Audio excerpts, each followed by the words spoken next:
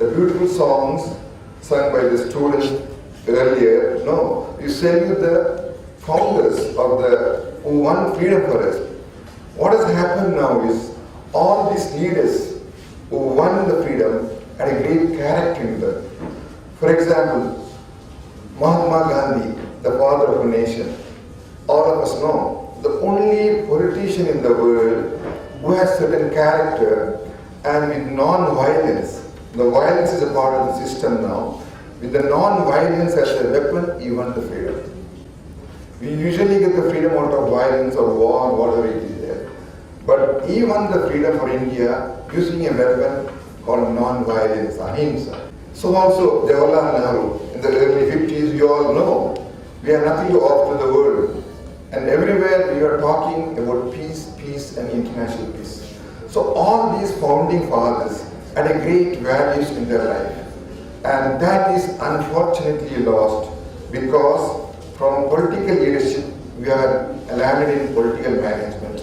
How to retain in power or how to attain power. We have to revert again to go back to the political leadership, how our founding fathers gave their life almost and gave us a foundation to develop into a nation. The political transformation should take place, otherwise the country would be going to anarchy. Perhaps it will be lost in the course of time. People may say there is no meaning in democracy. I'm taking the political situation and the social and economical conditions of this country and for children here now, and drawing a few tips from Stephen Covey. What is it that the children need to rather inculcate? Stephen Covey happened to be acting on his program, so happened to meet him and have some contact subsequently, and his teachings are already accepted by not only politicians, economists, as well as industries, corporate, because it pays in life. And many a time, he often quotes Gandhiji as a part of his teaching. He says, you cannot do right in one department of life, attempting to do wrong in the other department of life. Life is one as a whole. This is what the politician should learn. Life is not two things, two parts of the coin. It's something should come from within. What exactly they want. They want money, they want power, they want service, they want sacrifice. They should know themselves and what the society wants. In that level, I would request you, if you know the 7 hands, the 4th hand, he says, seek to understand first and then to be understood. First, the politician should know what the people want out of them and try to understand and play that role, what they want, and empathetic listening to the people's voices, the people's needs, the people's aspirations, which they have forgotten. And I know whenever Stephen Covey comes, all the politicians, top people go and listen to him, Advani and so many other people that I used to read in the papers there. And in fact, once I suggested he could come and address the parliamentarians so that they could get a better aspect of life, how they can perform as a government people there. But unfortunately, all are busy with their problems. See, whenever there is a problem, you cannot find a solution. That's why we call a judge. Judge, you can understand both are. See, there is a famous statement from our scientist Albert Einstein. You cannot solve the problem at the same level of thinking which you are created with. And we cannot solve the problem because we have created the problem. See the politician, what is happening there? Should such programs be made compulsory to politicians, or it can be on voluntary basis? There has to be some sort of appraisal system. And some politicians have already attended, I was told, and there they understand how the life becomes fertile in attending something which is not paying in life. See, you think getting money is very useful and you can accumulate power, and they never know they have to go to jail one day. Then they realize it was a futile exercise.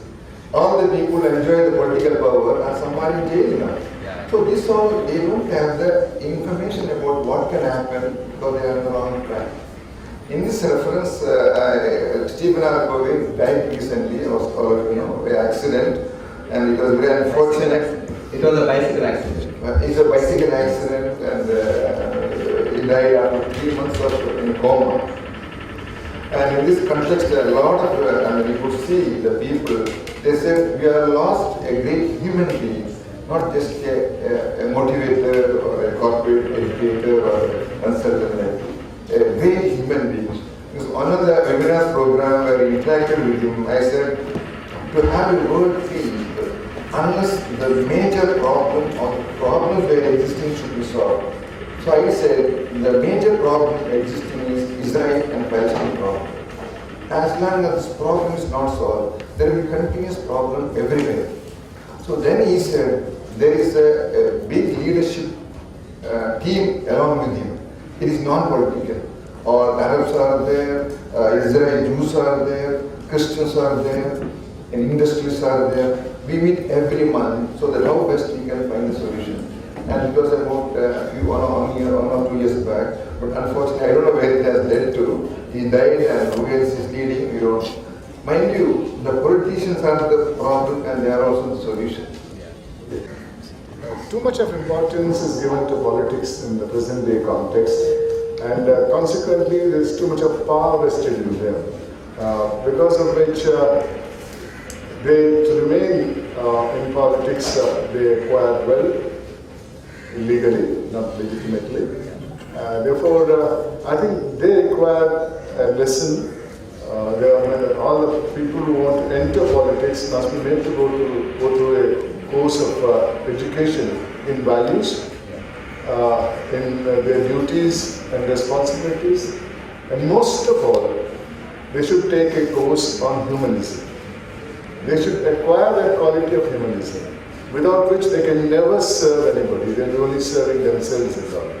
I, for one, I very often feel, having experienced so many injustice that has happened in administration in Karnataka, I often feel and say it also publicly, are we born human beings or do we acquire humanism in us and become human beings?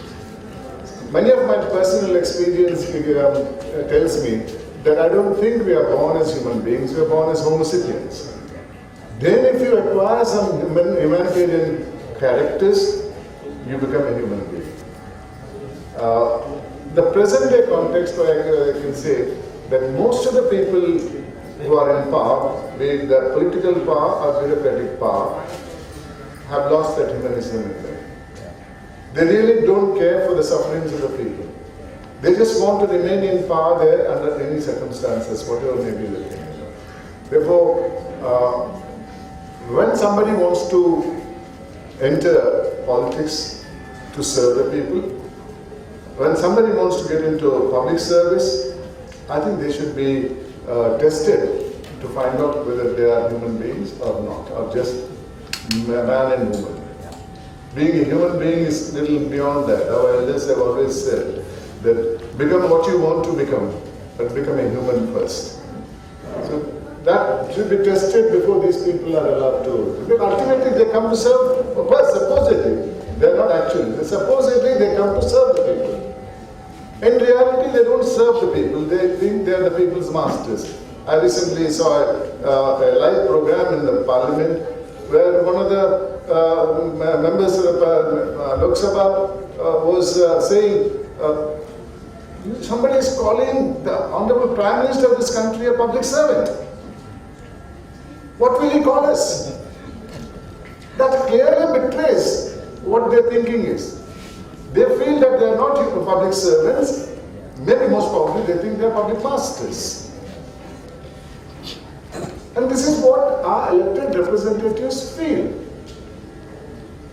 And if we are a democracy, the definition of which in 1950 when we adopted the constitution was the government of the people, by the people, for the people. It was people-centric. Today, I feel, it is government for some, by some, of some. Therefore, people have no place there. If somebody is suggesting to the government, this change is necessary, bring about this change, an elected representative says, who are you? Unelected, unelectable tyrant, who are you to question the government? Who am I? I'm a citizen of India. And Here, I don't think they have even read the bare constitution. The very first sentence, my dear students, remember this and be proud of this fact, that we, the people of India, adopt this constitution. This constitution is not given to us by politicians or bureaucrats or judiciary. It's given to us because our elders accepted it and adopted it. It's our constitution, and be proud of being the fact that we the people are the masters of this country and not the elected representatives, bureaucrats or the judiciary.